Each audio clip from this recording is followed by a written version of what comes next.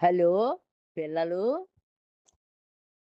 పెద్దవారు అందరూ వచ్చి కూర్చోండి. మళ్ళీ కృష్ణుడి కథ చెప్పుకుందాం. ఈ ఈరోజు 15వ భాగం చెప్తాను మీకు కృష్ణుడి కథ. ఆ యోగమాయాదేవి ఆకాశంలోకి ఎగిరిపోయింది కంసుడి చేతిలోంచి. కంసుడు నేలనెట్టి కొట్టాడు. కొడితే ఆవిడ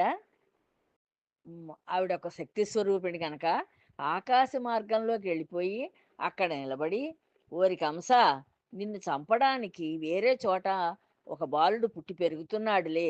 నీకు చావు తప్పదు వాడి చేతిలోను" అని చెప్పింది. అని చెప్పేసి ఆవిడ అదృశ్యురాలైపోయింది. ఎప్పుడైతే అదృశ్యమైపోయిందో ఈ ఈ కంసుడికి చాలా భయం పుట్టింది. ఈ భూమి మీద ఎన్నో చోట్ల ఈవిడ ఆరాధ్య దేవతగా వెలిసింది. ఎన్నో పేర్లతోటి.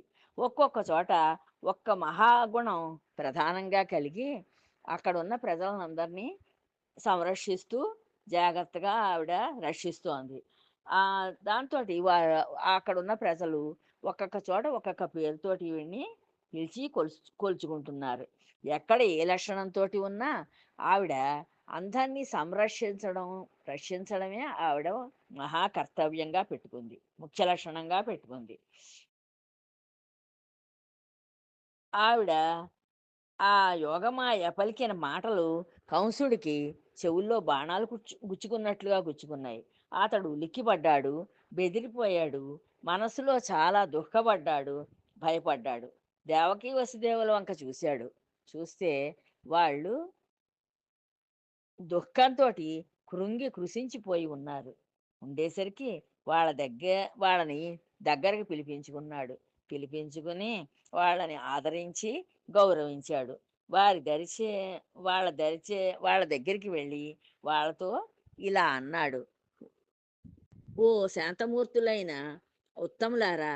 నేను ము ఘాతకుణ్ణి, పసిపిల్లలను చంపిన మహాపాతకుణ్ణి. బంధువులపై కత్తి కట్టాను. కట్టి దుష్టమైన అలాంటి మా దుష్టమైన మనస్సు కలవాడినయ్యాను. క్రోధం నా కళ్ళని కప్పేసింది. నేను బతికి ఉండి కూడా చచ్చిపోయిన వాడితో సమానంగా తయారయ్యాను. బ్రహ్మహత్య చేసిన పాపాత్ముల వలె నేను మీ పసిపాపల్ని చంపేశాను. క్రూరుణ్ణి. ఎవరు చెప్పారో తెలియకుండా ఆకాశంలోంచి వినిపించిన మాటలు నమ్మాను. ఇంత పాపం చేశాను. దయామయులారా, మీ దయా స్వభావంతో నా పాపాలను లెక్కించకుండా నన్ను కరుణించండి. కరుణించి శాంతించి శాంతించవలసిందిగా ప్రార్థిస్తున్నాను" అని చెప్పి శాంత స్వభావంతోటి వాళ్ళని ఎలాగోలాగా వాళ్ళ దుఃఖాన్ని నుంచి బయటకి తీసుకురావాలని ప్రయత్నం చేస్తున్నాడు. తమ తమ కర్మలే జీవుల్ని వెనక నుంచి తోస్తూ నడిపిస్తూ ఉంటాయి. మనం చేసుకున్న కర్మలే మనని నడిపిస్తూ ఉంటాయి. వెనక నుంచి అవే తోస్తూ ఉంటాయి. అలా కర్మలే కారణంగా ఎన్నో రకాల జీవులు ఏం చేస్తూ ఉంటాయి? తమకు అనుకూలమైన శరీరాల్లో ఒక చోట జన్మిస్తాయి. జన్మించి ఇవి అందరూ ఒక చోటకి చేరతాయి ఈ జీవుళ్ళనీను. చేరి ఎవరిదా ఆహ్, తలకొక వైపు నుంచి వచ్చి అందరూ కలిసి ఒక చోట ఉండి వారి వారి కర్మలను అనుభవించేసి మళ్ళీ ఎవరి దారిన వాళ్ళు వెళ్ళిపోతారు. ఈ రాకపోకలు చి వల్ల చిక్కులు పడుతూ ఉంటారు. ఒక చో ఒక చోట ఉన్నప్పుడు కలిగిన స్నేహాలను అక్కడ వదిలేసి ఒక్కొక్కళ్ళే వెళ్ళిపోతూ ఉంటారు. ఎవడి టైం అయిపోతే వాడు వెళ్ళిపోతూ ఉంటాడు. ఎవడు చంపేవాడెవడు? ఎవడు చనిపోయేవాడెవడు? ఈ బిడ్డలను నేను చంపిన వాడను కాదు. వాళ్ళు నా చేతుల్లో చచ్చిపోయిన వాళ్ళు కాదు అని చెప్పి కూడా చెప్పాడు ఈ కంసుడు. మీ బిడ్డలను నేను చంపిన వాడిని కాదు. వాళ్ళు చంపబడిన వాళ్ళు కూడా కాదు. ఇంకా ఒకరినొకరు ఎలా నేరాలించడం ఎందుకు? ఒకరి మీద ఒకరు నేరాలు చెప్పుకోవడం ఎందుకింకా అన్నాడు. అని కంసుడు ఈ విధంగా విన్నవించాడు వీళ్ళతోటి. ఈ బావగారు చెల్లెలతోటిను. నీరు కళ్ళనీరు పెట్టుకున్నట్టుగా నటించాడు. జంకుతూనే దేవకీ వసుదేవుల పాదాలు పట్టుకుని వేడుకున్నాడు. వారి సంకెళ్ళు ఊడదీయించాడు ప్రేమ కురిసే మాటలతో ఇక నుంచి మీరు నేను ఒకటేనన్నాడు అనే భావం కలిగించాడు వాళ్ళకి. దేవకీ వసుదేవులు కూడా పశ్చాత్తాపం పొందుతోన్న కంసుడిని చూసి శాంతించారు. అప్పుడు వసుదేవుడు కంసునితో ఇలా అన్నాడు: బావా, నువ్వు చెప్పిన మాట కూడా నిజమేలే. ప్రాణులందరూ అహంకారంతోటి జ్ఞానాన్ని పోగొట్టుకొని లోభం, మోహం, మదం, భయం, శత్రుత్వం, ఇష్టం, దుఃఖం, ఆవేశం మొదలైన వాటికి లోనైపోయి నువ్వా నేనా అంటూ ఒకరినొకరు సంహరించుకుంటూ ఉంటారు. అంతేకాని ఈ కంటికి కనపడుతున్న అనేక ఆకారాలలో నేను అనే ఈశ్వరుని తెలుసుకోలేకుండా ఉన్నారు. ఒకరిని చూచి మరొకళ్ళు వేరొకరుగా భావిస్తూ ఉండడం చేత ఈ విధమైన భ్రాంతికి లోనవుతూ ఉంటారు.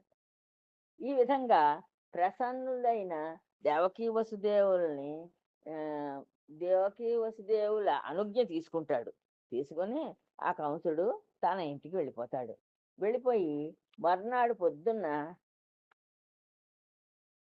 ఆ, తన తనకి అనువుగా ఉండే, అంటే తన మాట వినే మంత్రుల్ని పిలుస్తాడు. పిలిచి యోగ నిద్రాదేవి ఆకాశం నుంచి ఏమేం చెప్పిందో అవన్నీ ఈ మంత్రులకు చెప్తాడు. విషయాల ఆ విషయాలన్నీ వాళ్ళకి, ఈ మంత్రులకి చెప్పి మీరు నాకు సలహా చెప్పండి, ఏం చేయమంటారు నన్ను అని అడిగాడు. ఆ మంత్రులు అతనితోటి ఇలా చెప్పారు: అలా అయితే ఇంకా ఆలస్యం దేనికి మహారాజా? మాకు ఆజ్ఞ ఇవ్వండి. మేము పట్టణాలు, గొల్లపల్లెలు, గ్రామాలు అన్నీ వెదికి పసిపాపలు ఎక్కడైతే పుట్టి పెరుగుతున్నారో వాళ్ళనందరినీ వధించి వచ్చేస్తాం. వెంటనే మాకు అనుజ్ఞ ఇవ్వండి అని చెప్పారు. భయంకరంగా ప్రకాశిస్తున్న నీ బాహువుల్లోంచి వచ్చిన బాణాలతోటి దెబ్బలు తిన్న దేవతలందరూ ఏమైపోయారో, ఎక్కడ తలదాచుకుంటున్నారో, శివుని ఆశ్రయించారో లేక బ్రహ్మ విష్ణువులకి సేవలు చేస్తున్నారో, అదీ కాకపోతే ముని వృత్తులు స్వీకరించి మునుల్లా మారిపోయి నిరాశతో అరణ్యాల మధ్యలో ఉండిపోయారో ఏమిటో, మనం వెంటనే వాళ్ళని వెతికి పట్టుకోవాలి. శత్రువులు దెబ్బతిన్నారు కదా అని చెప్పి వాళ్ళని విచ్చలవిడిగా వదిలేయకూడదు. వారు ఎన్నో రకాల వేషాలతోటి దొంగ దొంగతనంగా వస్తూ ఉంటారు. వారు వాళ్ళు చచ్చిపోయేదాకా వాళ్ళ వాళ్ళని రాజు అయిన వాడు వదలకుండా, మర్చిపోకుండా వాళ్ళని వెంబడిస్తూనే ఉండాలి. విజృంభించిన రోగాల్ని, శత్రువుల్ని, ఇంద్రియాలని అవి ఆక్రమించే వరకు చూస్తూ కూర్చోకూడదు. అవి మన శరీరాన్ని, మన మనస్సుని ఆహ్, ఆక్రమించేదాకా చూస్తూ కూర్చోకూడదు. అవి పుట్టినప్పుడే వాటిని తుంచి పారేస్తే ఆహ్, మనకి మంచిదిగా ఉంటుంది. ముదిరిన తర్వాత వా వాటిని జయించడం చాలా కష్టం అవుతుంది. దేవతలకి అందరికీ ఆ విష్ణువే ముఖ్యమైన వాడు. అతడు ధర్మాత్ముడు. విష్ణువు విష్ణువుని సంహరించాలంటే అతని శరీరం మనకు కావాలి. కానీ ఆ శరీరం ఒక చోట దొరకదు. అతను ఎన్నో శరీరాల్లో ఉన్నాడు. గోవులు, బ్రాహ్మణులు, వేదములు, ఓరిమి, కారుణ్యము, సత్యము, యాగము, తపస్సు, దమము, శ్రద్ధ, శాంతి ఇవన్నీ విష్ణు శరీరాలుగానే ఉంటాయి. అన్నిటినీ అంతం చేస్తే అతడు కూడా నీడలేక నశించిపోతాడు. అంతవరకు ఆ విష్ణువుని మనం చంపలేం అని చెప్పి ఈ రాక్షసులు ఆయనకి సలహా చెప్పారు కంసుడికి.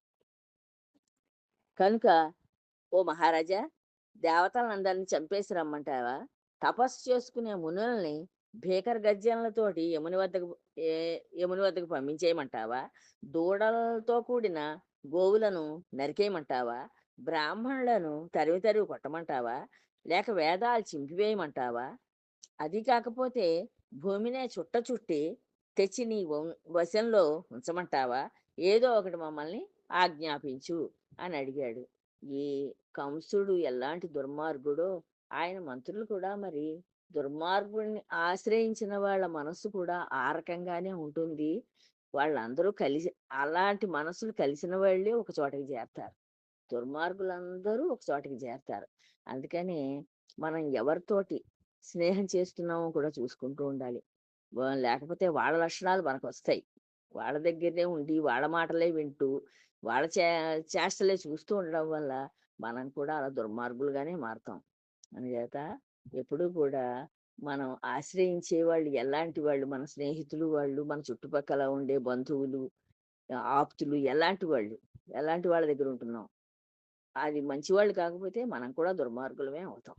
చూడండి వాళ్ళ బుద్ధులు ఎలా ఉన్నాయోను. అది సంగతి. తర్వాత మళ్ళీ తర్వాతగా చెప్పుకుందాం. ఉంటాను. జై శ్రీరామ్.